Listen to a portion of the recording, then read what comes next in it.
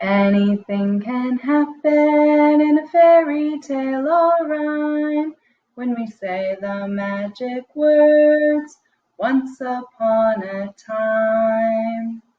Once upon a time, not long ago, and not very far from here, there was a very special class of young children who would come in the afternoon and work with Shane in the garden. They were planting all sorts of things: carrots, beets, lettuce, spinach, all the foods that will grow when it might still get cold out. One of the kids said, "I want to grow tomatoes, little cherry tomatoes that are so sweet, and I just pop them in my mouth like candy." And the kids, not all the kids, agreed that that would be wonderful. But Shane said, "It's not quite time for that yet. We have to wait for equinox. We have to wait for the time of the last frost, when it's spring and the days get longer." That didn't sound like anything to the children. They just heard that they had to wait, and so they would wait. Another kid said, "I want to grow cucumbers. Cucumbers are my favorite. I like them in cucumber salad with dinner." And Hazel said, "Cucumbers are also my favorite. I love them. Why aren't we growing cucumbers?" And Shane said, "We have to wait." Then Sarah said, "I want to grow the food at my house. I have a beautiful garden and I would like to grow these foods at my house." But a couple of other kids said, "I don't have anything, no place to grow at my house." And Shane said, "You see, we just have this garden to work together, and that's where we're going to grow the food." They were all so grateful to be able to be at their class together on the land at Big Oak, deep in Silverado Canyon. Willow looked to the west. The sun was setting. She said, "Look, everyone, it's the most beautiful sunset I've ever seen." And they all looked. The colors were beautiful. It was orange and yellow, purple, and the mountains sloping down on either side were dark purple, and they could see very far into the west in the distance where the sun was setting. And Willow said, "This moment is perfect. I want to capture it. I know what I'll do." So she picked up one stick and put it right where the sun was setting, and another stick right where she was standing. And she said, "This is where the sun sets. And I will always know where the sun sets because I've put these sticks here, because it is always the same. It always sets in the west." Said Shane. "That's an interesting idea." And so all of the kids practiced standing on one stick and looking at the next stick and seeing that the sun was setting. Yes, indeed, she had marked where the sun was setting that day. And it was time for them to go home. And so they got in their cars and went away. When they came back the next week, they worked in their garden, and they could see that the little carrot sprouts had grown real leaves that really looked like carrot leaves. And the beets had red stems with little green leaves, and they were starting to look a little bit more like beets. The kids were so excited to see the growth that was happening in their garden with all the different foods they were growing.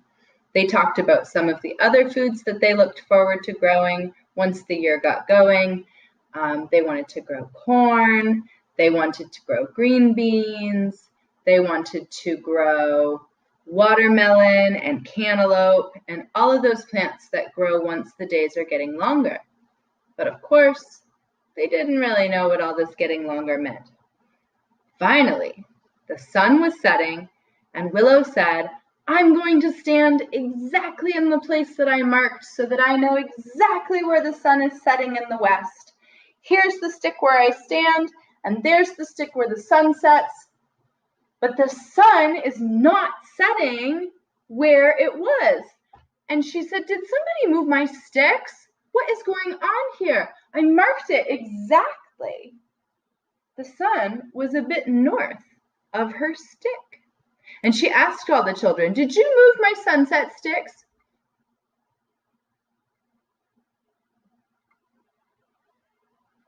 No, we didn't move your sunset sticks. And Willow said, Shane, did you move my sunset sticks? Did you let another class move my sunset sticks? No, he said, I didn't.